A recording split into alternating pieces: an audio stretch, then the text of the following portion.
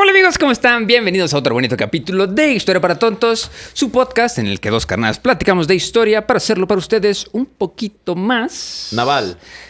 Interesante. ¿Cómo están? Más naval, más piratoso. Más piratesco. Lo que estábamos platicando ahorita en el Patreon es que tenemos monopolizado la página de piratas. Si buscan piratas en Spotify, lo más probable es que les salga uno de nuestros 4 capítulos de los piratas que llevamos y alguna playlist de música épica de piratas. Entonces, para continuar con nuestro monopolio de los mares digitales, como los piratas que somos, les vamos a hablar el día de hoy más sobre piratas. Pero más que sobre piratas, ¿cuál es la categoría del capítulo del día de hoy? Esta es la categoría. Que chingue su madre y su... No, esa es siempre la categoría. Esa es la categoría cada que nos despertamos. No, pues la verdad, yo le estaba diciendo a Iker el otro día, así como de, güey, pues ya nos hace falta como que otra serie, ¿no? O sea, porque ya nos están pidiendo mucho la Segunda Guerra Mundial, pero les vamos a ser sinceros, la Segunda Guerra Mundial se va a tardar como unos 18 capítulos, entonces... Sí, esos 18 capítulos, al parecer, son un poquito más de 3 meses. Sí, si es que nos esforzamos. Si es que nos esforzamos. Y ustedes dirán así como, ¿lo hacemos o no lo hacemos? Porque tiene que quedar... Eso es, o sea, la neta, Güey, es que es lo único que la gente quiere escuchar. Es lo que la gente quiere escuchar. Y es lo que también nosotros lo queremos hacer. Pero a ver, si nos aventamos... Y el de la Primera Guerra Mundial nos quedó padre, pero lo pudimos haber hecho con más tiempo y más detenimiento para darles a ustedes más carnita. Entonces, no queremos que nos vuelva a pasar esto en la Primera Guerra Mundial. Entonces, es por eso que estamos planeando bastante bien la Segunda Guerra Mundial. Huevo. Pero nos tienen que tener paciencia. Mucha paciencia. Pero mientras tanto nos dimos cuenta de que Estados Unidos siempre ha sido el bully del mundo. Güey, pero cabrón, o sea, justamente fue como que, bueno, entonces como ya vimos que Estados Unidos es el bully del mundo, vamos a sacar esta nueva serie que se llama Guerras que no sabían que Estados Unidos tuvo, o países a los que Estados Unidos les hizo una guerra y ustedes no sabían. Y ustedes no sabían. Porque justo estábamos como que leyendo y nos dimos cuenta que la Wikipedia tiene un apartado exclusivo sobre los conflictos militares de Estados Unidos. Conflictos militares, dígase guerra. No sea invasiones, sean guerras, sean genocidios, lo que sea, pero Estados Unidos ha tenido desde su creación, ¿no? Desde la creación de Estados Unidos en 1775, ¿no? Al final de la Guerra de Independencia de Estados Unidos en 1783, Estados Unidos ha tenido 123 conflictos militares, de los cuales todavía hay 5, ¿no? 5 Entonces, vigentes. la verdad, se los voy a decir. Mientras yo bailaré, seguramente en la edición lo haremos así como voz de ardillita rapidísimo, como canción de Estados Unidos, México. Guerra de Independencia, Guerra Cherokee, Indios del Noreste, Américo Argelina, Cuasi Guerra, Primera Guerra Berberisca, Guerra del Tecumseh, la Guerra de 1812 o guerra con el Reino Unido, la Guerra Creek, que era parte de las guerras indoamericanos, la guerra Nukuhiva, Segunda Guerra de Berberia, Primera Guerra Seminola, Guerra de Aricara, operaciones antipiratería del mar del Egeo de Estados Unidos, la guerra de Winnebago, Primera Expedición en Sumatra, la Guerra del Halcón Negro, Segunda Guerra Seminola, la Guerra Comanche de Texas, la Segunda Expedición de Sumatra, la Batalla de la Isla de Drummond, la Expedición de Costa de Marfil, Captura de Monterrey, México, la Guerra México-Estadounidense, la Guerra Cayuse, la Guerra Apache, la Guerra Navajo, la Expedición de Johanna, la Batalla de Moody Flat, la masacre de Kansas, el bombardeo de Greytown, la guerra de Puget Sound, las guerras del río Rogue, la Tercera Guerra Seminola, la guerra de Yakima, la Segunda Guerra del Opio, la Guerra de Utah, la Guerra de Reforma en México, la Guerra de los Cerdos, que eso ya hablábamos, creo, ¿no? De la Guerra de los Cerdos, la incursión de John Brown en Harper's Ferry, la Primera y Segunda Guerra de Cortina, la Guerra de Pauite, la Guerra Civil Estadounidense, el bombardeo de Kino, las guerras Yavapi, la Guerra de Dakota de 1862, la Batalla del Estrecho de Shimonoseki, la Guerra de Colorado, la Guerra de las Serpientes, la Guerra de Powder River, la Guerra de la Nube Roja, la Expedición de Formosa, la Campaña Comanche, la Expedición de Estados Unidos en Corea, de 1871, la Guerra de Modoc, la Guerra del Río Rojo, la Guerra de las Cuevas, la Guerra Sioux de 1876, la Guerra de los Cazadores Búfalo, la Guerra de Nez Perce, la Guerra de Bannock, la Guerra de Cheyenne, la Guerra de los Indios Sheep-Eater, la Guerra de Victorio, la Guerra de Río Blanco, la Expedición Egipcia, la Guerra del Cuervo, la Guerra de las Danzas de los Fantasmas, la Guerra de las Garzas, la Guerra Yaqui, la Segunda Guerra Civil de Samoa, la Guerra Hispano-Estadounidense, la Guerra Filopo-Estadounidense, la Rebelión Moro, la Rebelión de los Boxers,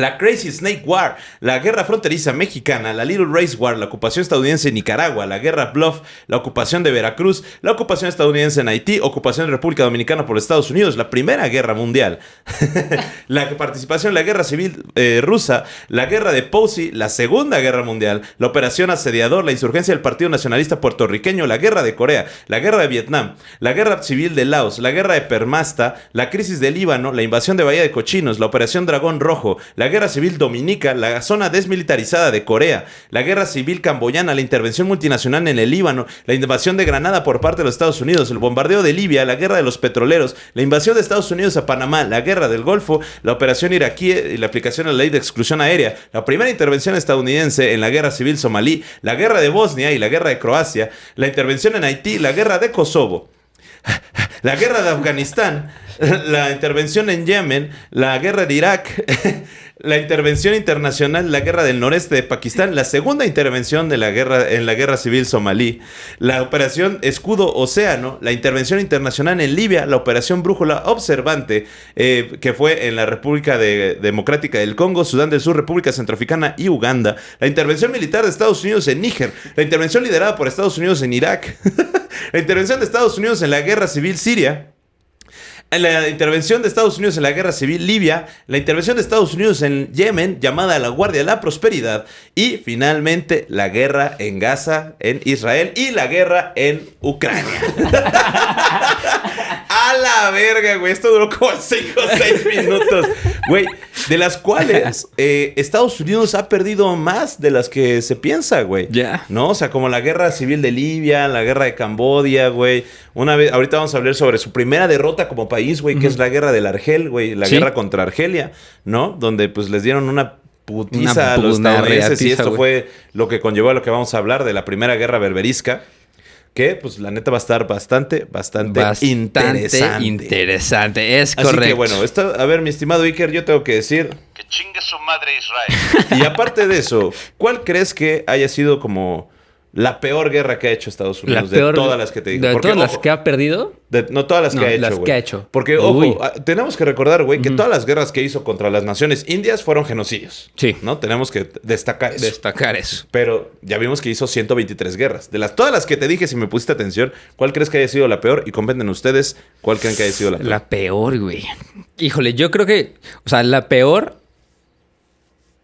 No tanto por lo que pasó, sino por las implicaciones que tiene hoy en día. Yo creo que alguna intervención en contra de algún país de la América Latina que no se ha recuperado todavía por la invasión de Estados Unidos. De que ponte a Nicaragua, güey, por ejemplo. Algo así. Honduras, güey. Así de que pobres países que los dejaron hechos cola. Entonces Haití, güey. Ándale, eso, güey. Yo creo que la de Haití ha de ser la más pinche. Entonces, bueno, comenten cuáles de estas todas intervenciones estadounidenses. Obviamente no vamos a hacer 123 capítulos, güey, sí, porque sería un podcast completo. ¿Qué quieren eso o la Segunda Guerra Mundial? ¿Qué quieren eso o la Segunda Guerra Mundial? O otro podcast que se llama así.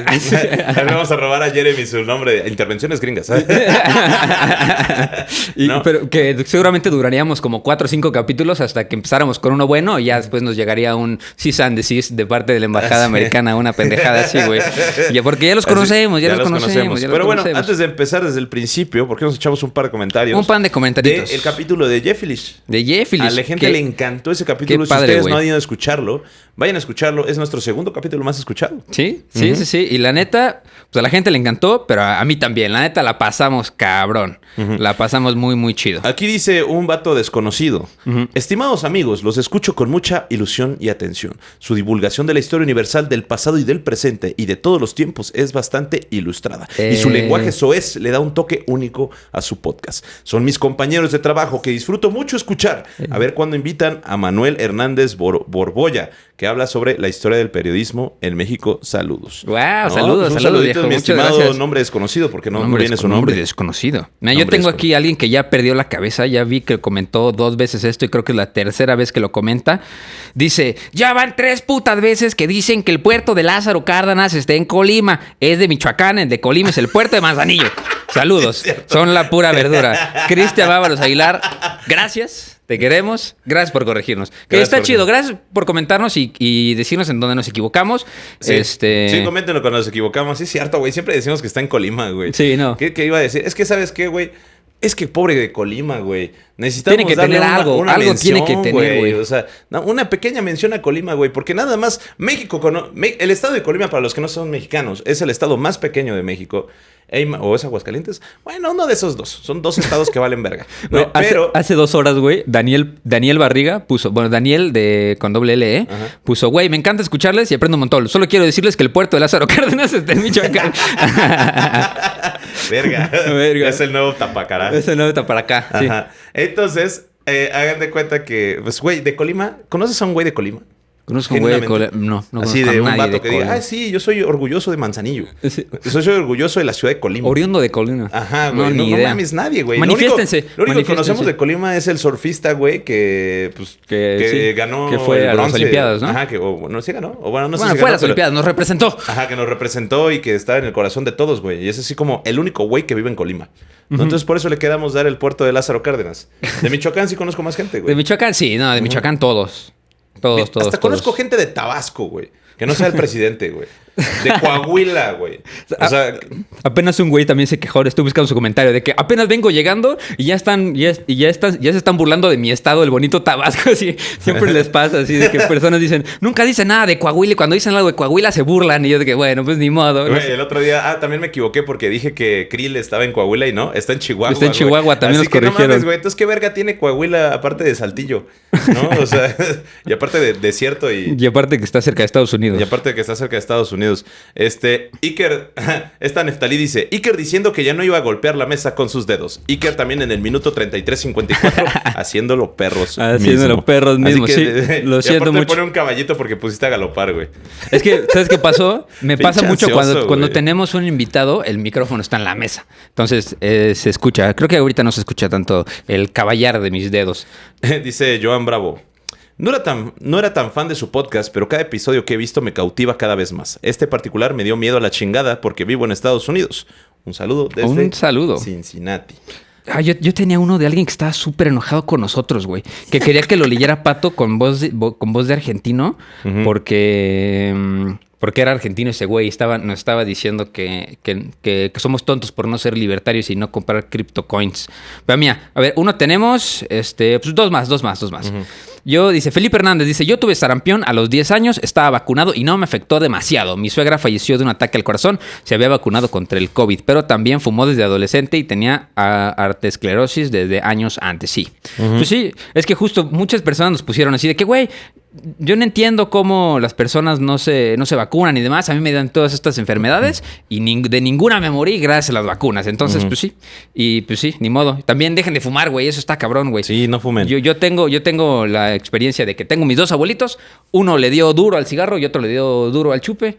Bueno, y el tercero, porque tengo otra experiencia, que le dio normal, duro a la comida. Y el que más duró fue el de duro a la comida. El primero que se murió a los 65 fue el que fumaba. Entonces, güey, fumar, neta, pueden tomar, pueden darse los excesos de la comida, pero la neta, fumar te quita, pues yo creo que más de la mitad de tu vida. Entonces, si pueden, dejen de fumar y si no, inténtenlo. A menos de que sean el Bulldog del Reino Unido. ¿Cómo se llama? El primer ministro de la Primera Guerra Mundial, de la Segunda Guerra Mundial.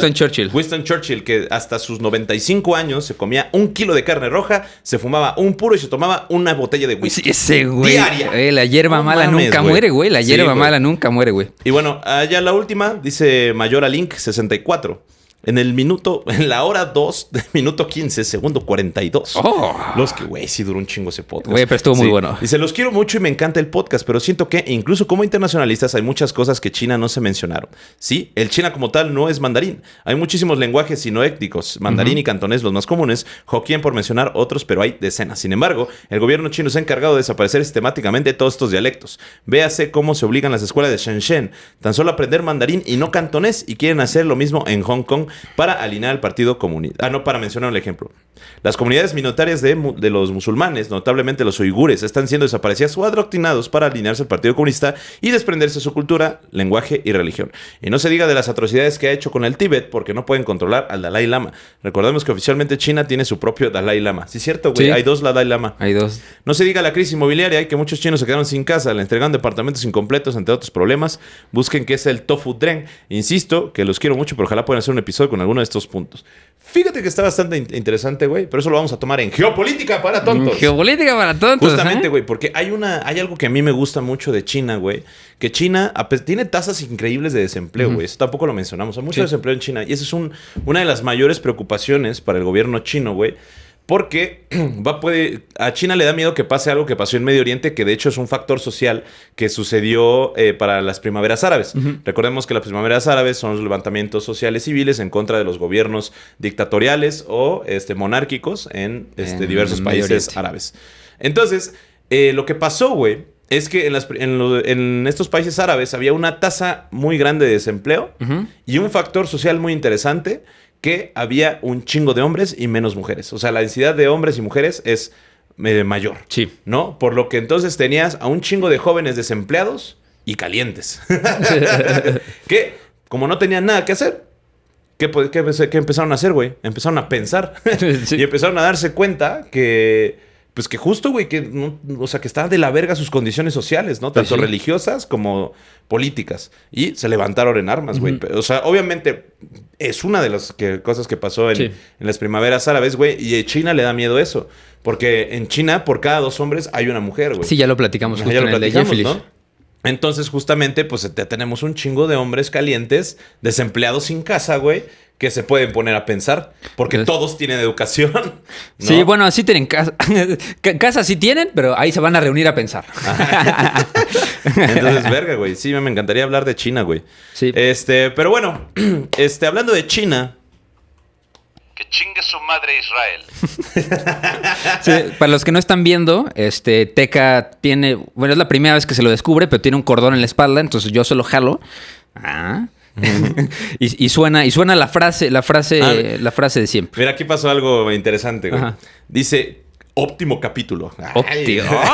Tika y Teca son geniales juntos. Esta chica, Jeff Lish, tiene buenas ideas. Dice, lo que no me encantó es que ahora ella no los dejaba hablar casi. Ningún chile les embona. Permiso para hablar. Ningún chile. Y Tika y Teca, muy diplomáticos, no la interrumpieron. Como siempre, caballeros, un capítulo genial. ¡Qué chingados! ¿Interrumpimos a los invitados o los dejamos hablar? Ustedes deciden. No se pueden las dos cosas, ¿no? Las dos, eventualmente. Un anuncio para todos. Debido a cuestiones logísticas, vamos a cambiar la publicación del podcast de los días lunes a miércoles. Los miércoles. Entonces, oficialmente declaramos que el miércoles es el día de la semana de podcast y de mandar a chingar a su madre a Iker. Me manda a Israel también. Y a Israel. Chingue su madre Israel. No lo dije yo, lo escucharon de la voz de Teca. No lo digo yo, está en la Constitución mexicana. Buenísimo. Pues bueno, muchachos, ahora sí, vámonos con... yo creo que una de las primeras guerras que... No, la primera guerra, güey. Pues ahora sí que la primera guerra de Estados Unidos a nivel internacional, ¿no?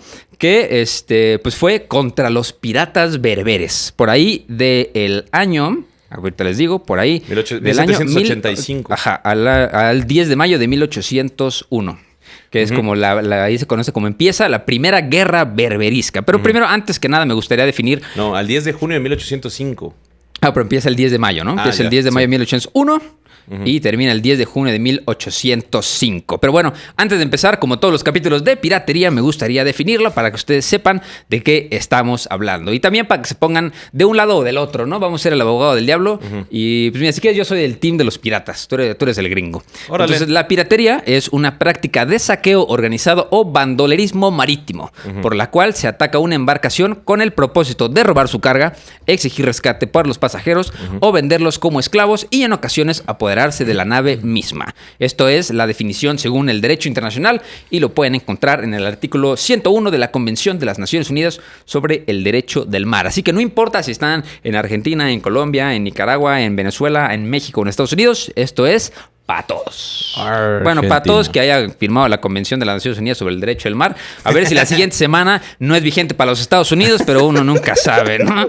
Puta madre. Sí, en efecto. Pero bueno, justo en esta guerra, que es la guerra de Trípoli, que es la que le vamos a platicar el día de hoy, también es conocida como la Primera Guerra Berberisca y fue la guerra naval entre los Estados Unidos y los estados del norte de África, conocidos como los estados berberiscos, que básicamente están comprendidos como de este a oeste, desde Egipto hasta el Atlántico. O sea, todos estos, ¿no? Desde que... Marruecos, Argelia, Túnez, Trípoli. Eso es Argelia. Libia. El sultanato de Marruecos. Es que en ese momento no estaban todos. En 1801 no existían. Esos países tenían diferentes Argelia nombres. Sí existía, güey. Pero aquí dice que no. Pero Era la regencia de Argel, güey. La regencia de Túnez. El sultanato alauí, güey. El sultanato de Marruecos, las 3 regencias de Argelia, Túnez y Trípoli, que eran las entidades semi-independientes y nominalmente pertenecientes al nada más y nada menos, que creo que no hemos platicado la historia, pero bueno, algún día les platicaremos ya cuando lleguemos a la Segunda Guerra Mundial del Imperio Otomano. Claro que sí. Pues hablamos de Barbarroja. Hablamos de Barbarroja. De Yeiridín Barbarroja. Que bueno, Yeiridín Barbarroja fue uno de los capitanes de justamente estas costas berberiscas, porque recordemos que era sultán de Argelia. Sí. ¿No? Entonces, y este güey era pirata. Para 1625, güey, la flota pirata de Argel era de las más grandes de los movimientos piratas, que tenían entre 8,000 a 10,000 hombres. Tan solo la industria corsaria representaba el 25% de la fuerza laboral de Argelia, güey, sin contar otras actividades del puerto. La flota tenía un promedio de entre 25 y 100 barcos, ¿no? Donde pues básicamente se dedicaban a atacar todos los barcos mercantes de todos los países europeos, ¿no? Sí. Y aquí es algo muy... Y bueno, pues estos se le conocían como los corsarios berberiscos, ¿no? Básicamente. Sí, creo que si les interesa un poquito más sobre este tema... navales. Está muy padre nuestro capítulo de Barbarroja, porque creo que sí, ahí explicamos cómo la neta, la flota de estos güeyes era oprimente en el mar Mediterráneo. Creo que pues güey, era el enemigo jurado de Carlos V. ¿Te acuerdas que el pobre güey lo agarraron a zapes 17,000 veces?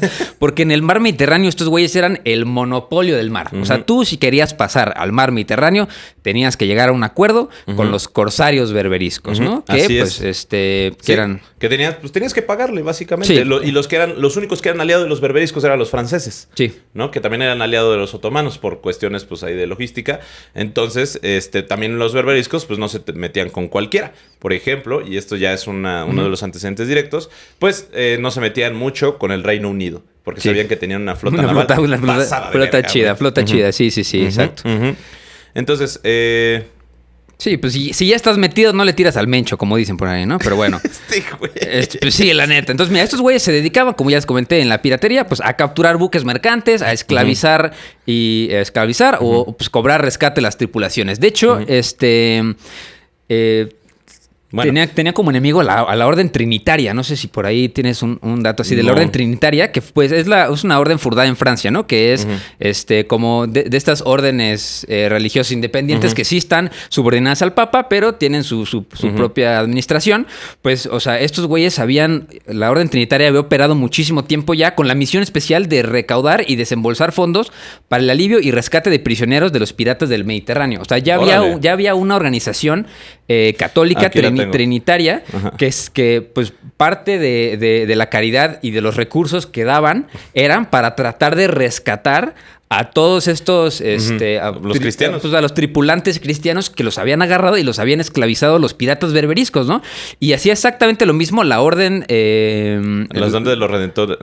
Bueno, güey, a ver, la orden mercedaria también hacía lo mismo. La orden de la Santísima Trinidad y la redención de los cautivos, ¿no? Mero. Conocida como la Ordenis Sanctae Trinitatis o no sé qué, conocida también como la Orden Trinitaria o Trinitarios. Era una familia religiosa fundada por el francés Juan de Mata en 1154. Que nació en 1154 y de origen provenzal como regla aprobada por Inocencio III el 17 de diciembre de 1198 con la bula de Operante Divine Dispositionis, a la que no sé cómo pude tener latín en la prepa, güey. O sea, no sé cómo pasé latín, güey. A la que la unió la praxis de Félix de Valois, ¿no? Confederador de la orden. La primera institución oficial de la iglesia dedicada a la liberación de presos mediante a métodos no violentos. Es también la primera orden religiosa no monástica y una de las principales órdenes religiosas que se extendieron por España y por Europa durante la Baja Edad Media, güey. Órale, güey, una de las que ya primeras... tenía una institución, güey. De las primeras, güey. La primera institución para eso, güey. Sí, totalmente. Y era bastante... O sea, tenía una organización, pues, bastante grande, güey. Sí, no, de hecho hay otra que es exactamente lo mismo. Hay dos. O sea, lo mismo hacía la orden mercedaria, que es la orden real y militar de Nuestra Señora de la Merced y la redención de los cautivos. Lo mismo, una orden religiosa católica, nada más fundada en 1218 para la redención de los cristianos cautivos, güey. Pero, güey, adivina cuántos son, güey. Según Robert Davis... Entre 1 y 1.25 millones de europeos fueron capturados por piratas berberiscos y vendidos como esclavos entre el siglo XVI y el XIX. No mames, güey. 1 millón de europeos vendidos como esclavos. Güey, estamos hablando entonces del poder de los berberiscos. Era enorme, güey. Era enorme. ¿No? Y tiene mucho sentido, dice, porque originalmente tanto Argel y Túnez dependían principalmente del corso. Recordemos que el corso, pues era básicamente que los otomanos les pagaban a los piratas y tenían una cédula pues real, ¿no? Del sultán, en la cual tenían el permiso de operar libremente para hacer piratería, con la condición de que no hicieran piratería contra los otomanos, ¿no? Mercenarios, básicamente. Sí. Yo tengo un número antes de aquí para también poner un poco en perspectiva, porque 1.2 millones de personas son un chingo de millones de personas. Pero el número de esclavos africanos que fueron traídos a América fue de aproximadamente 13 millones. Entonces, chequen el dato. Yo nomás lo pongo ahí en la mesa para que ustedes digan quién lo hizo peor. Pero bueno, posteriormente Argelia en el siglo XVIII empieza a tener un enfoque no tanto militar, pero un poco más comercial, ¿no? Porque se dio cuenta que también el intercambio de bienes era bastante redituable, pero también controlaban toda la parte mediterránea. Entonces, en lugar de involucrarse en costosos conflictos navales, las potencias europeas, principalmente Gran Bretaña y Francia, optaron mejor por pagar tributos para evitar pérdidas de barcos, carga y personas, ¿no? Por lo que tenían estos acuerdos con los berberiscos y, como les dije, Francia era aliado de los otomanos, ¿no? Entonces yo creo que llegaron a un acuerdo con los berberiscos y los berberiscos pues también no querían meterse en tantos pedos con Gran Bretaña, por lo que llegaron a acuerdos comerciales de tributos. Pues, páganos y ya. Que para mí eso se le conoce como cobro de piso, güey. En ese entonces sería uso de suelo, güey, cobro del mar. Imagínate que eres acá un barquito llegando del virreinato de la Nueva España para ir a intercambiar, no sé, güey, a Italia, y de repente llegaban acá, pues ya sabes, ¿no? La maña. La maña. Así, ¿qué pasó, carnal? Pues ya sabes cómo es esto. Nosotros estamos aquí para cuidarlos, porque ya saben que si ustedes se van más para allá, se van a encontrar a los egipcios. No, esos sí son pasados de verga, güey. Nosotros somos acá la mera protección. La mera maña. Nosotros somos la maña, ya controlamos acá. Así es, así, puro somos los de confianza. Nosotros perros. Estamos aquí para cuidarlo. Pura a usted y a los suyos.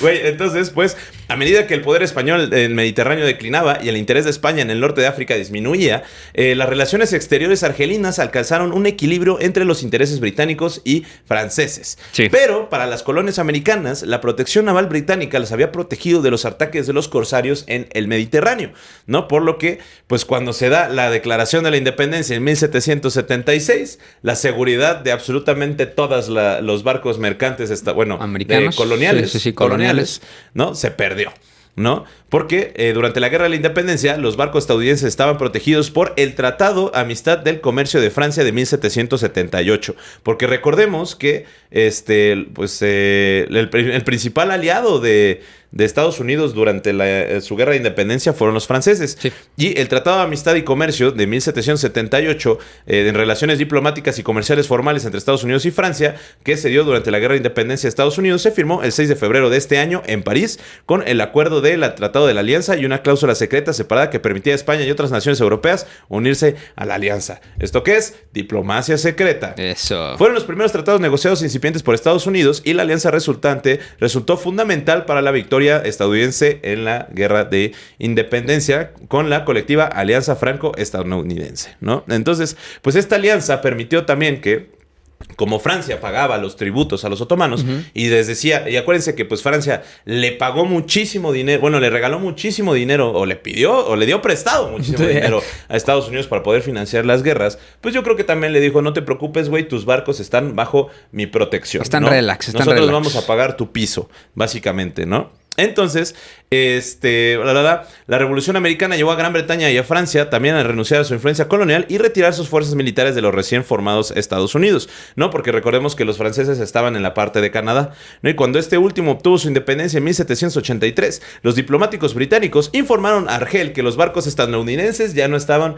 bajo su protección. Sí, de que y a los franceses ya no les interesaba en absoluto seguir comerciando con Estados Unidos, ¿no? Sí, o sea, de que ya esos barcos que traen esas banderas con rayas y estrellas, esos son China libre, güey. Agárrate los zapes a ellos, ya no los conocemos, güey. Los barcos mercantes estadounidenses en el Argel y en el Mediterráneo se convirtieron en el principal objetivo de los corsarios. El cachazapes, güey, pues claro, güey. A pesar de la persistente amenaza, los comerciantes estadounidenses siguieron participando en el comercio del mercado del Mediterráneo, exportando productos como tabaco, pieles, índigo, madera, azúcar y melaza, y ellos importaban seda, sal, aceite de oliva y productos manufacturados, así como armas. El surgimiento de Estados Unidos como una nación independiente sin relaciones diplomáticas previas con Argel introdujo un nuevo factor que los argelinos rápidamente trataron de explotar, ¿no? O sea, los argelinos sí dijeron como, nah, papito. Ahorita ya está, pues ahí es el mero bueno, güey, es el pues pan. Como cuando cambia el piso en la Condesa, pues todos los bares tuvieron que cerrar o tuvieron que volver a... Sí, ahora ya le tienen que pagar piso, pero ahora Sandra Cuevas. Nuevo. Estamos diciendo en el Patreon de que es peligroso hablar de esto y todo y más.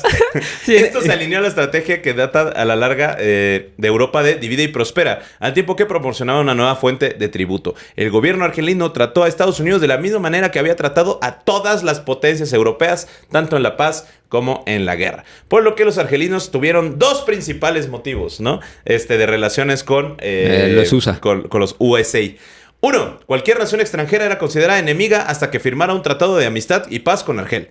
2. Cualquier tratado que no reconociera la soberanía argelina sobre el Mediterráneo era considerado inválido y rechazado por Argel. También pasados de reata, güey. Sí, ¿cómo quieres firmar todo el mar, güey? Sí, güey. Exacto, güey. Sí. Es así como, mira, carnal, todo esto que es agua es pa' Miguelito, güey. Así que, ¿quieres pasar? Pásale, carnal. Pero fírmale. Pero pues también tenemos que recordar que chingue su madre Israel. Perfecto. Para Luego, 1785. Comienza la guerra. 1700, 1800, ¿no? 1785. No, estamos en los antecedentes, cabrón. Sí, por eso. Que es justamente 1785 comienza la guerra entre Estados Unidos y Argelia, güey. Porque son 3 guerras, ojo. Estados Unidos y Argelia, Primera Guerra Berberisca y Segunda Guerra Berberisca. ¿No? En 1785, el regente Dey Mohammed Ben Osman Pasha declaró la guerra a Estados Unidos y y sus corsarios capturaron 2 barcos estadounidenses, el Delfín y María. El Delfín. Bueno, The Dolphin and Maria, ¿no? En el Océano Atlántico. Un rumor de que Benjamin Franklin se dirigía a Francia, Filadelfia en ese momento, que había sido capturado por piratas berberiscos, causó un considerable malestar en Estados Unidos. Imagínate a Benjamin Franklin de esclavo, güey, para la berbería, güey. Para la berbería, güey. Como resultado, los Estados Unidos se vieron obligados a entablar negociaciones directas en la regencia argelina. El enviado estadounidense John Lamb llegó a Argel el 25 de marzo de 1786 para negociar la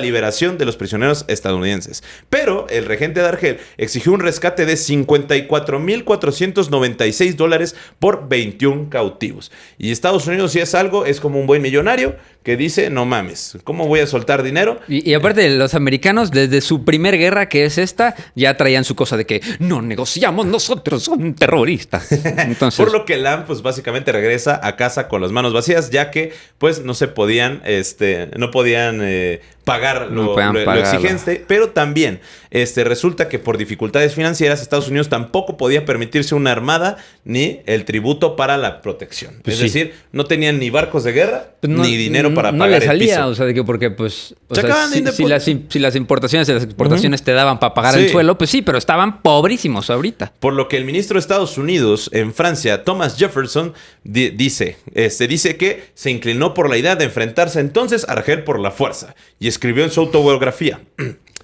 no estaba dispuesto a que consintiéramos la humillación europea de pagar un tributo a esos piratas sin ley. Me esforcé por formar una asociación de las potencias sujetas a las depredaciones habituales a ellos, ¿no? Por lo que se hizo una propuesta de formar una coalición de buques de guerra naval de las naciones en guerra con los estados berberiscos, apuntando específicamente a buques argelinos y haciendo cumplir un bloqueo marítimo en el norte de África. Sin embargo, cuando se le presenta la idea a diferentes países, como a Francia, se negó. España acaba de concluir un tratado con Argel y pues dijo que la neta no estaba interesado y estaba imposible participar porque ese güey ya no iba a pagar piso, güey. Pero Portugal, Malta, Nápoles, Venecia, Dinamarca y Suecia se apoyaron a la iniciativa. Hay puros países pedorros para ese momento, güey. O sea, de que en 1700 y pico, güey, esos países que acabas de mencionar no eran nada, güey. Pero a pesar de este... Bueno, no, Venecia sí. O Venecia en su momento, sí. A pesar de este respaldo, el proyecto fracasó, ya que el Congreso de los Estados Unidos lo rechazó debido a la carga financiera. Pues claro, güey, llevaban unos años de ser independientes, güey. Es como México, güey, que era independiente y se fue a la guerra con Francia, güey. Pues obviamente vamos a perder, güey. Sí, pues sí. Con la guerra de los pasteles, ¿no?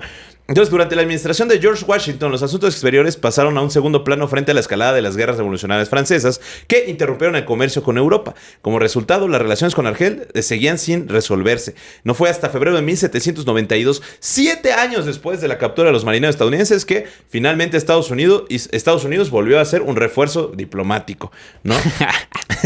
Thomas Berkeley, que había negociado el éxito con Marruecos en 1786. O sea, lo mismo, güey. Sí, lo mismo. De que Thomas Berkeley fue mandado así como de, güey, negocia con Marruecos, güey, porque ya tienen a nuestros barcos en Argelia, güey, y mínimo tenemos que intentar entrar al Mediterráneo, güey, ¿no? Porque a lo mejor no sabemos dónde está el puerto de Lázaro Cárdenas, pero sí sabemos dónde está Marruecos. Y recordemos que Marruecos está, pues, en el estrecho de Gibraltar, güey, que es básicamente la entrada. Es el paso, no hay otra entrada. Por lo que, se le ofrecieron $100,000 por la paz, con un tributo anual de $13,500 y el pago de rescate de $27,000. O sea, básicamente $150,500 para poder liberar a los cautivos. Güey, pero seguramente en su momento era un chingamadral de lana, güey. No, pues no, lo que le sigue, güey. Sin embargo, el panorama político había cambiado y el regente de Argelia, Dey Muhammad, había muerto. Por lo que su sucesor, Dey Hassan Pasha, continuó con la política de seguir exigiendo los tributos, ¿no? Por lo que volvió a fracasar esto. El conflicto de Portugal con Argel salvaguardó brevemente a los barcos mercantes estadounidenses en el Atlántico. Sin embargo, en 1793, una tregua luso-argelina, que es Portugal, que deberíamos saber por qué le dicen los lusos a los portugueses, ¿no? Dejó vulnerable a los barcos estadounidenses. Los shebeks argelinos, que también eran los barcos argelinos, ¿no? Que eran unos veleros, serían libres de vagar por el Atlántico, y 11 barcos estadounidenses fueron capturados, mientras que 100 marineros estadounidenses fueron esclavizados. Según el historiador estadounidense John Baptist Wolfe, el Dey argelino considera insuficiente el rescate de $80,000 hasta que le ofrecieron para liberar a los marineros que todavía, pues, estaban gobernados por Washington. Pero en 1794 el Congreso aprobó la ley naval que autorizaba la creación de una flota naval defensiva. Sin embargo, la legislación incluía una disposición que suspendería el pago del programa si se llegaba a un tratado con Argel. O sea, básicamente dijeron, güey, pues vamos a hacer una armada, güey. O sea, barcos de guerra para poder enfrentarnos, para poder liberar a los prisioneros de Argelia, pero si llegamos a un tratado, pues ya no es necesario. Pues ya no es necesario, pero ¿tú crees que ya no va a ser necesario una vez que lo tengan y se dan cuenta del poder que les dio hacerla? Que de hecho, al final del capítulo les voy a dar un dato bastante interesante, que es el lema y el logo de la US Navy tiene que ver con esta primera excursión a Trípoli. Y bueno, pues finalmente, un año después, los diplomáticos estadounidenses Joe Barlow, Joseph Donaldson y Richard O'Brien firmaron los tratados con Argel, Túnez y Trípoli, que implicaba el pago de tributo, y también lograron liberar a 83 marineros de 130. ¿No? O sea, básicamente Estados Unidos tuvo que ceder, güey. Y claro, güey, o sea, a pesar de que, acuérdense que Estados Unidos no siempre fue la megapotencia, ¿no? A principios del siglo, al finales del siglo XVIII, Estados Unidos genuinamente le costaba mucho trabajo, güey, porque pues tenía que establecerse como un país donde no los pudiera volver a invadir, güey, como fue en la guerra de 1812 con el Reino Unido, que casi los vuelven a conquistar, güey. Ese también está bien verga, güey. Que si no hubiera sido por una tormenta que se dio en Nueva Orleans, güey, hubieran perdido la guerra y hubieran sido británicos nuevamente, güey. Pero justo, pues, tenían que buscar tratados, güey. O sea, no tenían, como decía, no tenían naval. O sea, no tenían armada, güey. No tenían nada. No tenían absolutamente nada. Pero, pues, ya tras poder firmar. Como llegaron al acuerdo con Argel, pero no se sintieron satisfechos, es por eso que deciden ya empezar a hacer sus primeras flotas, ¿no? Que nos lleva a la Primera Guerra Berberisca de 1801 a 1805. Yo aquí tengo un datillo que justo es como un quote de el embajador de Trípoli, el OCD Haj Abdul Rahman Adha, que pues esto es un pequeño extracto de marzo de 1786, donde estaba Thomas Jefferson y John Adams, viajaron a Londres para negociar con el enviado de Trípoli, este embajador que les acabo de comentar, y le preguntaron, oye, güey, pues ¿cuál es el motivo de hacer la guerra a naciones que no que no te han hecho nada, güey. O sea, Estados Unidos está del otro lado del charco, güey. No sé por qué chingados tú me quieres poner a mí pues este derecho de piso si ni me conoces, güey. Es la primera vez que llevo mis barcos para allá. Y le contestaron. Acabo de abrir mi pollería, carnal. Sí. Necesito lana, necesito feria. Dice, está escrito en el Corán que todas las naciones que no reconocen al profeta son pecadoras. Y que es derecho y deber de los fieles saquearlas y esclavizarlas. Y que cada musulmán que muera en esta guerra irá directamente al paraíso. Dijo también que el hombre que primero aborde una embarcación tiene derecho a un esclavo más. Tópate eso, güey. Órale. Y que cuando saltan a la cubierta de la nave de un enemigo, los marineros portan dagas en cada mano y en la boca que aterrorizan tanto al enemigo que éste le pide la rendición inmediatamente, güey. Ok, güey. Ok. O sea, está justificado. Claro, sí, o sea, ya saben, el profeta Muhammad hace cosas. Exactamente. Pero bueno. Y bueno, hablando de Jefferson, güey, justamente Jefferson pues estaba muy enojado, güey, con el tributo, ¿no? Porque dijo, güey, no podemos seguir pagando esto.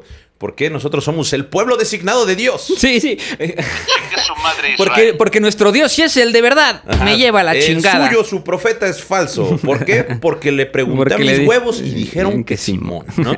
Entonces Jefferson comentó argumentando a favor del cese del tributo con un presidente apoyo de George Washington y la nueva puesta en servicio de la Armada estadounidense creada en 1794 y una avalancha de barcos nuevos y armas hizo cada vez más posible que Estados Unidos dejara de pagar el tributo que estaba muy complicado de cambiar. Güey, yo aquí tengo una cifra, güey, que dice, los Estados Unidos pagaron el rescate de Argel, o sea, sí, lo llegaron a pagar, pagando hasta $1 millón por año los siguientes 15 años para asegurar la navegación de los barcos estadounidenses y el regreso de los rehenes estadounidenses. Tópate esto, güey. Ese dinero suponía casi el 10% de los ingresos anuales del gobierno estadounidense en 1800. No mames, el 10% para pagar piso, güey. Pues que yo creo que de ahí agarraron callo los americanos y dijeron, no mames, si nos lo hicieron a nosotros lo podemos hacer. Sí. Luego, la continua demanda de los tributos finalmente condujo a la formación del Departamento de la Marina de Estados Unidos, que fue fundada en 1798 para prevenir nuevos ataques contra la navegación estadounidense. Sí, dijeron, ya, no mames. Resolvían el problema de la piratería berberisca, porque, ojo, no nada más los atacaban en el Mediterráneo, los atacaban en el Atlántico. Sí, ¿no? O sea, entonces, los agarraban ahí a la mitad del mar, güey. Exacto, ajá. Las fuerzas federalistas y antifederalistas discutieron sobre la necesidad del país y la carga de impuestos. Los propios demócratas y republicanos y antinavalistas de Jefferson creían que el futuro del país estaba en la expansión al oeste. Sí. O sea, ellos decían, alias, destino manifiesto. Porque ellos decían como de, güey, a ver, ¿por qué estamos comerciando con las potencias europeas? Si se ve que en el oeste tenemos un putero de recursos, güey. Mira México, se ve invadible. Bueno, en ese entonces el virreinato de la Nueva España se ve invadible, güey, ¿no? Se ve invadible. ¿No? Y posteriormente, cuando creció de México en 1821, fue invadible, ¿no? Argumentando que el comercio del Atlántico amenazaba con desviar dinero y energía a una nueva nación que las enredaba en las guerras e intrigas del viejo mundo. Durante las diversas elecciones las divisivas contra las divisivas elecciones presidenciales del año de 1800, Thomas Jefferson derrotó al actual presidente John Adams y Jefferson presenta el juramento del 4 de marzo de 1801 en la cual da la orden de acciones navales contra los estados berberiscos, por lo que se empieza la guerra y el bloqueo oficialmente. Güey, es el mismo discurso de ahorita, así de que, güey, ya no nos tenemos que inmiscuir con las cosas del viejo mundo y cosas del otro lado, mejor hay que ver acá, hagamos de nuevo este lugar. El mejor del mundo. Son los salvadoreños el peligro del mundo. Hagamos este lugar el mejor del mundo de nuevo. Ese nicaragüense es el verdadero terrorista. Ese vato que nada más habla zapoteco, ni siquiera español, nos pone en riesgo. Nos pone en riesgo, sí. Por lo que, tras la toma de posesión de Jefferson en 1801, el Congreso aprueba la legislación naval que, entre otras cosas, establecía 6 fragatas que serían oficializadas y tripuladas según lo indique el presidente de Estados Unidos, ¿no? Básicamente, aquí tienes una fragata que costaron un total de $688,000.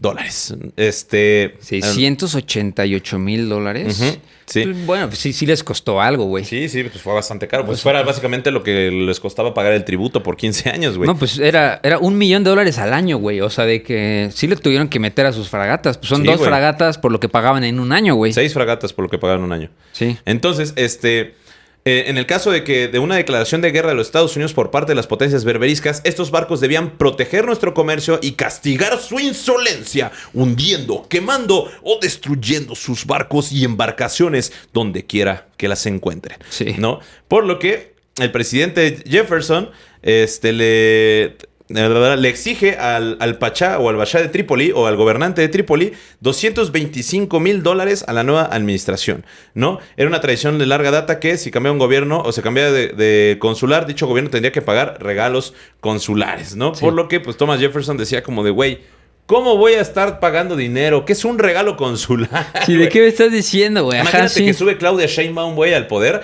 y le exige a Cuba que le pague tanto dinero por regalos diplomáticos. Ajá, es así como, güey, pues te tienes que ver chido, papi. ¿No?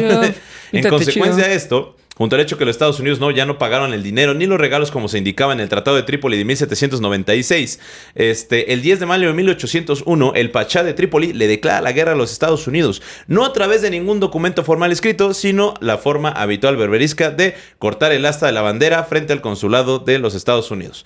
Argel y Túnez no siguieron a su aliado Trípoli. Órale, güey. Sí, o sea, fue nada más. Yo no sabía que esa era la antigua manera de... Sí, güey, así, pues de imagínate. declarar la guerra. Ajá, cortas el asta de la bandera, ¿no? Entonces, pues llegas al consulado y cortas el asta. Ándale. O sea, chingar a su madre ustedes. Ya se quedan sin verga y carajo, ándale. Pero Jefferson ya lo veía venir. Pero ya lo veía venir, güey. Sí, ¿no? justo. Por lo que había mandado 3 fragatas y una goleta bajo el mando del comodoro Richard Dale. El Comodoro es un gran título. Yo creo que es el que más me gusta. Sí. Comodoro Norrington. El Comodoro Norrington. Sí. ¿No? Güey, qué buenas películas. Qué buenas pelis, sí. Güey. Pero bueno, mandó al comodoro Richard Dale con regalos y cartas para intentar mantener la paz con las potencias berberiscas. Sin embargo, si en el caso de que Richard Dale llegara y ya se había declarado la guerra, entonces Dale recibió las instrucciones de proteger los barcos y ciudadanos estadounidenses contra una posible agresión. Güey, imagínate qué complicado, güey, era la diplomacia en ese entonces, ¿no? Sí, yo voy de camino a negociar, pero si me interceptan a la mitad, yo tengo que estar preparado para los catorrazos. Okay. Sí, literal. Va a ver, mira, con 3 fragatas y una goleta, sí te defiendes bien, la neta. Bastante bien, la mera neta. ¿No? Jefferson dejó en claro que estaba autorizado por la Constitución, sino la sanción del Congreso para ir más allá de la línea de defensa. Le dijo al Congreso, le comunico toda la información material sobre el tema para que el ejercicio de esta importante función confiada a la Constitución exclusivamente a la legislatura, su juicio pueda formarse sobre el conocimiento y la consideración de todas las circunstancias de peso. O sea, que en teoría, pues como el Congreso, como nunca votó una declaración formal de guerra, pues no es una guerra como tal ni una declaración de guerra, pero pues ya había catorrazos. Entonces, en la praxis ya había guerra. Ajá, exactamente. Es así como, pues es que no mandamos el documento oficial para declarar la guerra, pero si hay guerra, hay guerra. Sí, chingar a su madre, ¿no? El escuadrón estadounidense se unió a la flotilla sueca bajo el mando de Roosevelt Cederström para bloquear Trípoli, ya que los suecos habían estado en guerra con los tripolitanos desde 1800. Entonces, mira, inteligentemente Estados Unidos llegó con aliados, ¿no? Sí. Principalmente los suecos. Sí, que habían estado en guerra desde los 1800. Estamos en 1801. Tampoco se mamen. Así que un conflicto de antaño, pero un año de guerra es un año de guerra, ¿no? Sí, justo. Después el sucesor de Dale, el comodoro Edward Preble. Güey, sí está bonito ese título de comodoro. Suena el comodoro. El comodoro. O sea, es como el varón. Sí. Creo que a ver, vamos a ver qué... Ahorita si no, yo busco qué es lo que tienen los comodoros. El comodoro Edward Preble viajó a Messina, en Sicilia, a la corte del rey Fernando IV del reino de Nápoles. El reino también estaba en guerra con Napoleón, pero Fernando vio una oportunidad y suministró a los estadounidenses manos de obra, artesanos, suministros, cañoneras, morteros y los puertos de Messina, Siracusa y Palermo para ser utilizados como bases navales para lanzar operaciones contra Trípoli, una ciudad fortaleza amurallada, protegida por 150 piezas de artillería pesada y por 25,000 soldados, ¿no? ¡Ole! También le dio una asistencia de 10 bergatines con 10 cañones, 2 goletas con 8 cañones y 2 galeras grandes y 19 cañoneras, güey. O sea, güey, fue una guerra bastante grande, güey. Sí, no, de hecho, el título de comodoro se le da a aquel mando a cualquier capitán que tenga a su mando más de 3 embarcaciones, más de 3 barcos. ¿Cómo comandas 3 barcos, güey? Es que está difícil, güey. Está difícil, güey. Güey, si ustedes jugaron Total War, o sea, había guerras navales, güey, y en Imperium. Sí, viéndolos en la compu es difícil, si viéndolos en la compu, güey. Aparte del Total War es como que la mecánica del barco es lo más real que lo puedes hacer. Entonces, muy buen juego, se lo recomiendo. Muy buen juego, sí. Pero pues, güey, no me imagino... O sea, si era difícil manejar el barco con la pinche computadora, güey, ¿cómo manejabas no sé, 3 ahorita barcos, por comunicación de radio. Güey, ¿cómo le hacía Yeridín Barbarroja para mandar 250 barcos, güey? Sí, exacto. ¿No? Pero bueno. Hace poco tuve que manejar utilizando la guía Roji. ¿Qué, híjole. ¿Sigue existiendo la guía roja? Sí, pues yo tenía una ahí que estaba desactualizada, pero las calles han de ser las mismas y me costó, no tienes una idea, güey. Yo creo que damos la tecnología por sentado, güey.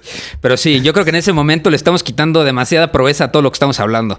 Pero bueno. Bueno, la primera acción de la campaña tuvo lugar el 1 de agosto de 1801, una campaña que era Leo, cuando la goleta armada Enterprise derrotó en batalla al corsario tripolitano de 14 cañones, Trípoli, ¿no? Y en 1802, la respuesta a la solicitud de Jefferson de una autorización formal para los esfuerzos contra la piratería, el Congreso aprobó una ley para la protección del comercio y los marineros de Estados Unidos contra los cruceros tripolitanos, autorizando al presidente a emplear aquellos de los barcos armados de los Estados Unidos que se consideraran necesarios para proteger eficazmente el comercio y sus marineros en el Océano Atlántico, Mediterráneo y los mares adyacentes, ¿no? O sea, básicamente, toma todo el dinero que necesites. Sí, ya. Dátelo, ya. Date, güey. Pártele su madre, cabrón. No, la Armada estadounidense no tuvo oposición en el mar, pero la cuestión de hasta dónde llevar el conflicto permaneció.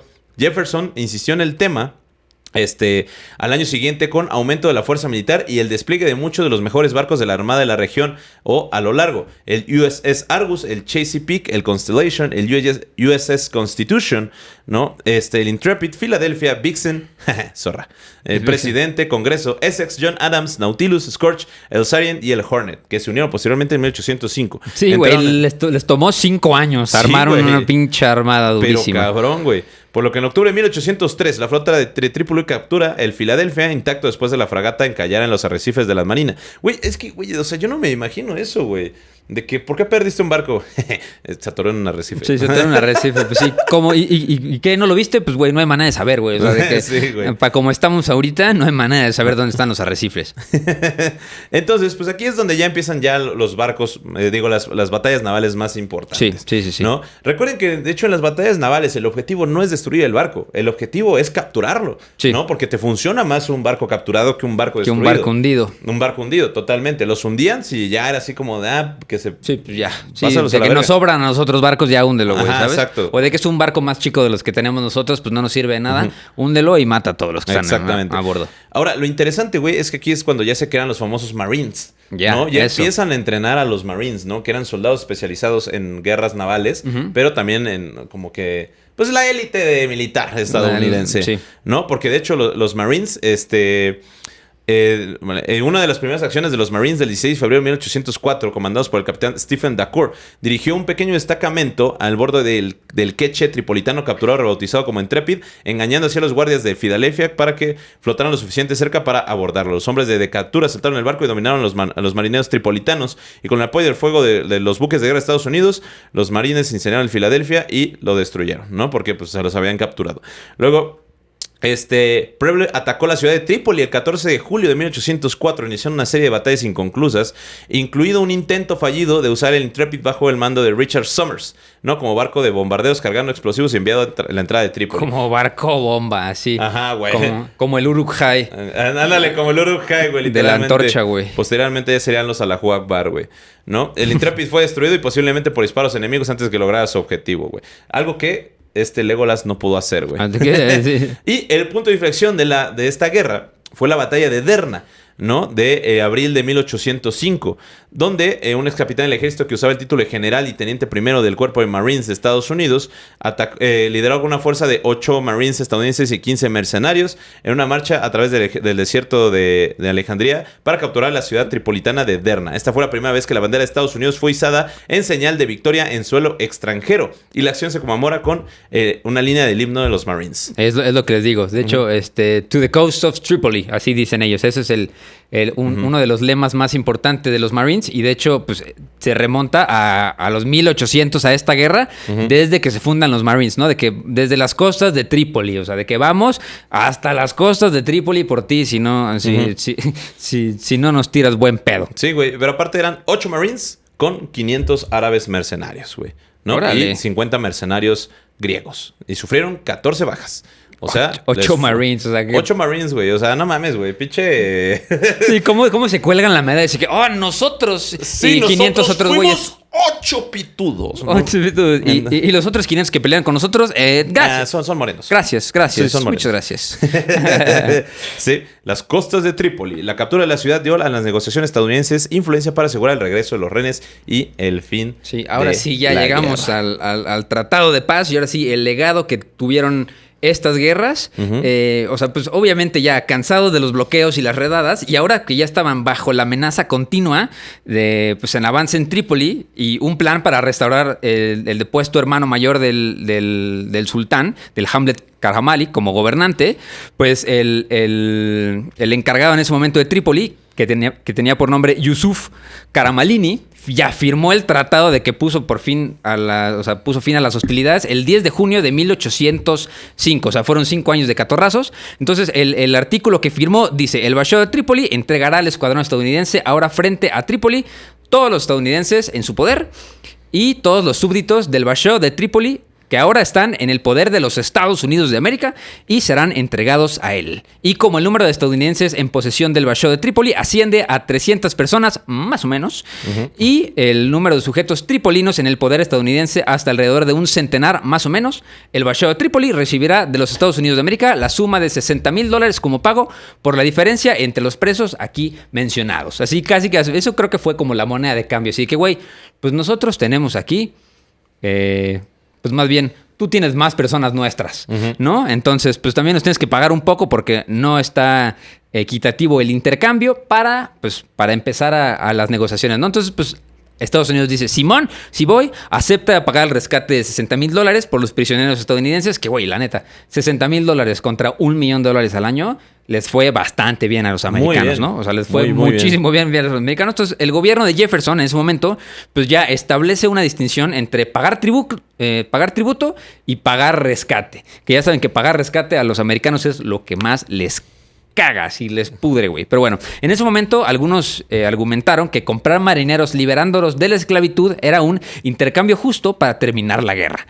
Pues sí, yo supongo que sí, la neta. O sea, de que si tenemos que comprar a nuestros presos políticos, los regresamos y con eso termina la guerra, hermano, toma mi dinero, ¿no? Pero William Eaton, un americano, pues sin embargo permaneció pues bastante emputado, así amargado por el resto de su vida sobre el tratado, sintiendo que pues, todos los esfuerzos que habían sido desperdiciados por el emisario estadounidense del Departamento de los Estados Unidos, el diplomático Tobias Lear. O sea, hubo personas americanas que se quedaron tocadas y con un mal sabor de boca, ¿no? Entonces, pues estos güeyes sintieron que la captura de Derna debía haber sido utilizada pues como una moneda de cambio para obtener la liberación de todos los prisioneros estadounidenses. O sea, de que, güey, con esto era lo que teníamos que... Ajá, era más que suficiente. No tuvimos que pagar los $60,000 en la vida, güey. Ah, sí, pero ese pendejo no estaba pagando los costos de la guerra, güey. Ajá, sí, o exacto. Sea, no mames. O sea, entonces, pues este güey, el Eaton, también creía que el honor de los Estados Unidos se había visto comprometido cuando abandonó a Hamlet Karamalini después de prometer restaurarlo como líder de Trípoli.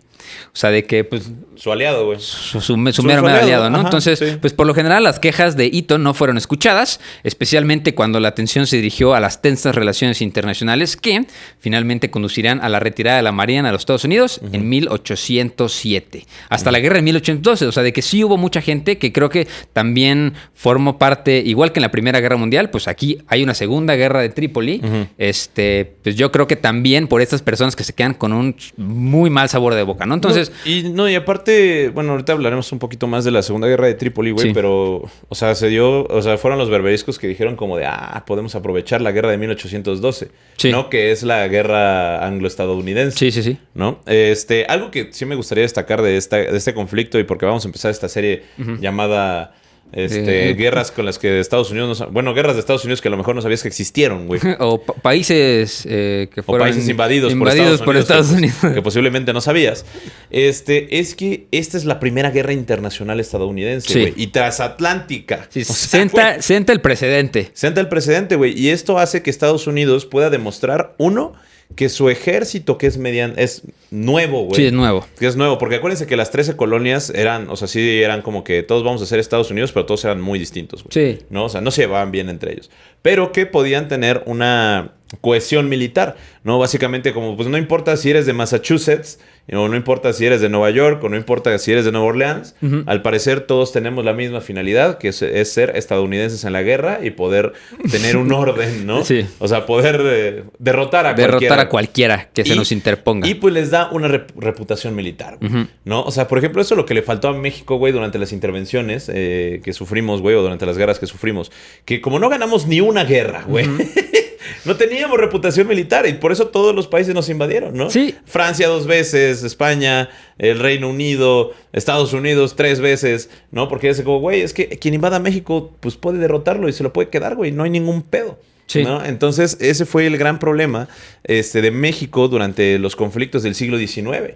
¿No? Que no ganamos ni una sola guerra. Dicen, ay, pero ganamos la batalla de Puebla. No mames, esa era una expedición punitiva, güey. Eran así un pinche, a ver qué pasa. Era un puñado de güeyes. Eran 6,000 güeyes, ¿no? Que mandaron a ver qué pedo. Posteriormente, Napoleón III mandó 40,000 franceses y le dieron a toda su madre a los mexicanos. No, y de hecho también algo bien importante de esta primera guerra, como dice Teca, internacional. Acordémonos que la revolución de Estados Unidos fue en 1775, ¿no? Este fue la primera guerra que fue después de que Estados Unidos se consolidara entre las comunidades más grandes como país, ¿no? Entonces, pues, es la primera vez que regresan héroes de guerra, ¿no? O sea, de que ya después de la revolución, pues, regresa Decatur, ¿no? Que es uno de... Ahorita se me olvidó quién era ese güey. Bueno, pero regresa este güey como uno de los primeros héroes de guerra post-revolucionario, ¿no? Entonces, pero de todas maneras, esto suena muy bueno. Termina la guerra, pero el problema más inmediato de la piratería y la berbería no estaba completamente resuelto. O sea, todavía faltaban muchísimas cosas que atender.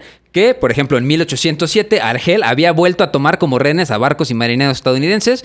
Pues sí, dijeron, pues sí, nos ganaste, pero pues, también cuando tienes grupos de corsarios, puedes desentenderte un poco de ellos. De que, güey, pues no fui yo, güey, fueron otros güeyes. Y aprovecharon de que la atención de Estados Unidos era justamente una inminente guerra con Reino Unido. Sí. ¿No? Sí, sí, justo. Dijeron como, güey, sí, no van a poner atención. Sí, entonces, pues Estados Unidos no pudo responder a estas provocaciones de estos piratas hasta 1815, ¿no? Con la Segunda Guerra Berberisca, en las cuales, pues, las victorias navales ahora sí ya empezaron de hecho, este güey, el Stephen Decatur, que era el comodoro, ya, el Junior. Ajá, el hijo, güey. Tópate eso. Ya era el papá y el hijo. El papá peleó en la primera y el hijo en la segunda, ¿no? Entonces, pues ya, esos güeyes ya dieron nuevos tratados que pusieron fin a todos los pagos tributarios de los Estados Unidos a los bereberes. Sí, y justo, o sea, lo que sucedió es que, pues, el Dey de Argelia, o el regente de Argelia, pues dijo, Estados Unidos no ha estado pagando los tributos a tiempo, entonces vamos a volver a empezar a capturar barcos estadounidenses y esclavizar a los gringos, ¿no? Por lo cual, pues es que Estados Unidos decide mandar. Sí, pues esclavizaban al que se paraba, ¿no? O sea, de que, pues a ver, si eras un musulmán, pues te cobraban, pero no eras esclavo, ¿no? También la cosa de los esclavos era que eran esclavos cristianos en ese momento. Entonces, pues, güey, eran, o sea, sí mantenían el control sobre el mar Mediterráneo, pero nada más hacían de las suyas con los esclavos católicos. Digo que, pues, cristianos en ese momento, ¿no?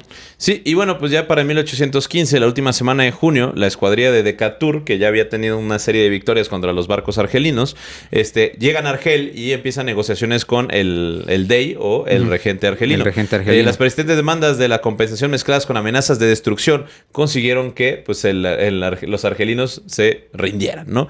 Decatur acordó devolver uno de los barcos que habían capturado, que era el Meshruda y el Estedio, ¿no? Mientras que los argelinos entregaron a todos los cautivos norteamericanos, así como una gran parte de europeos, junto con $10,000 por pagos y daños y perjuicios. El tratado garantizó el cese de las exigencias de más tributos y concedió a los estadounidenses el pleno derecho de navegación. Posteriormente, Decatur se fue a Túnez para forzar un acuerdo similar, lo cual el Dey de Túnez repudió el tratado, por lo que en 1816 una flota anglo-holandesa al mando del almirante del vizconde de Exmouth castigó a la ciudad de Argel con un bombardeo de 9 horas. ¡Opa! El ataque inmovilizó a la mayoría de las fuerzas corsarias del Dey y lo obligó a firmar un segundo tratado que reafirmó las condiciones impuestas por Decatur.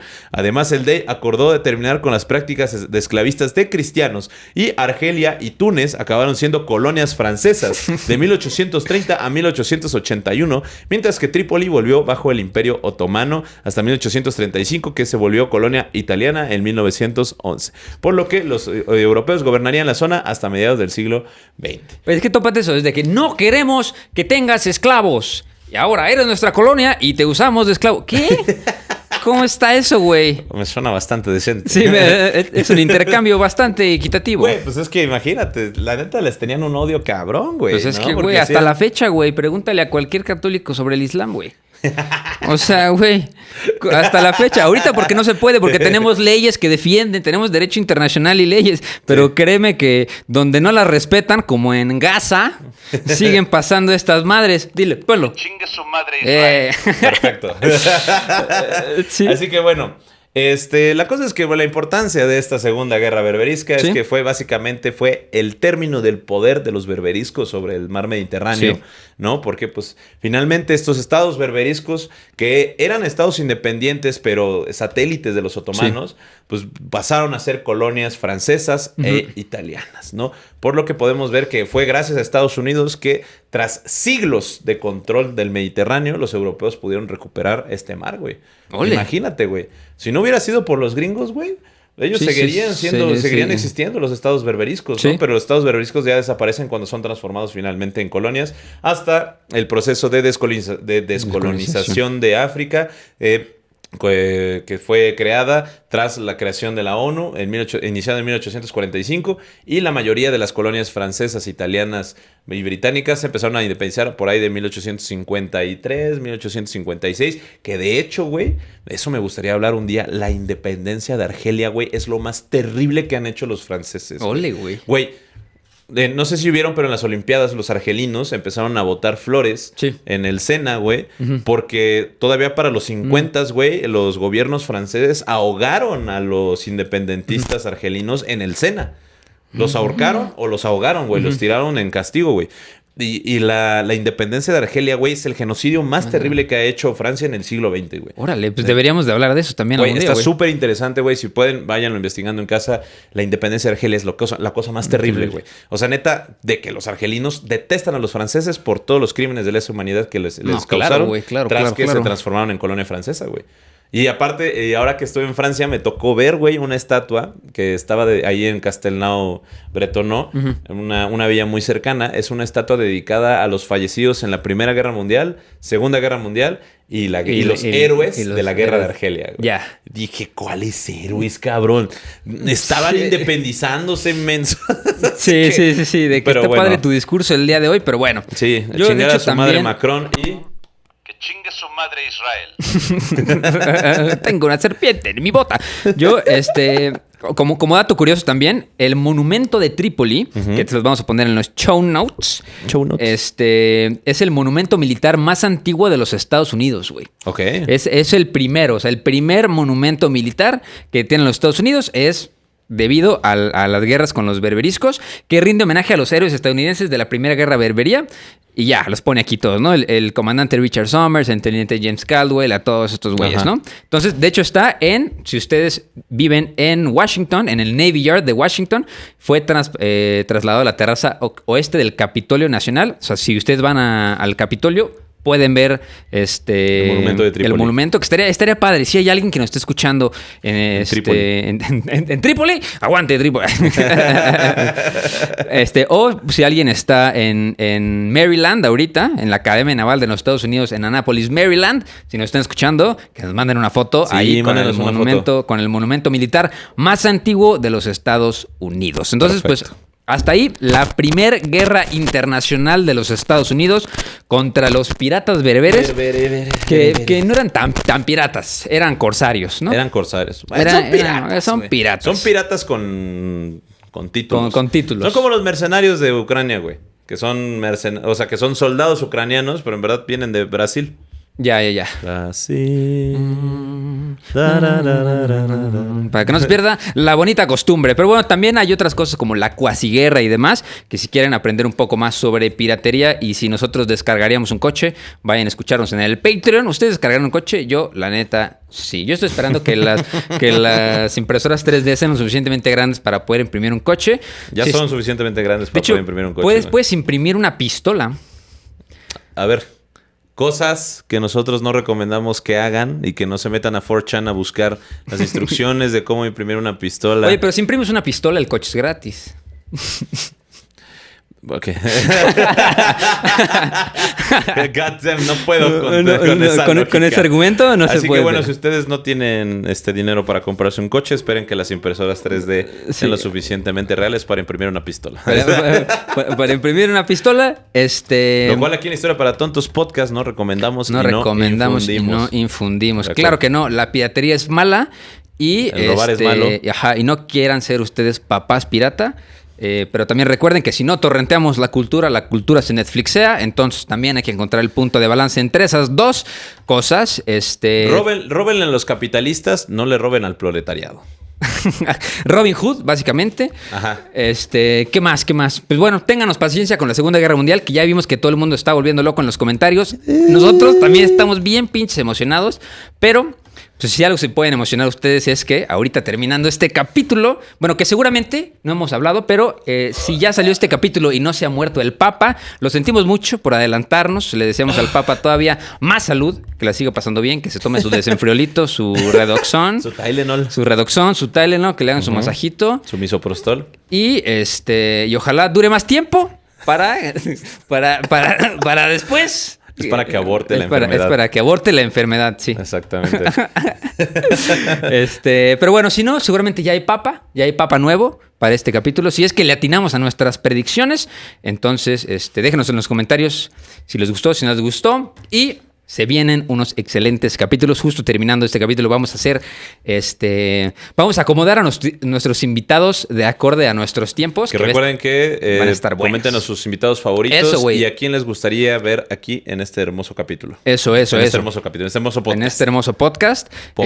Porque pues nos hemos dado cuenta de que los mejores capítulos y los que más les han gustado a ustedes han sido pues con invitados padres que estamos haciendo lo mismo, difundiendo el pensamiento crítico, la historia. Entonces, pues acuérdense que los queremos mucho y recuerden que chingue su madre Israel. Y que no hay historia. Si no hay un güey. Oye, amigos, los queremos. Bye.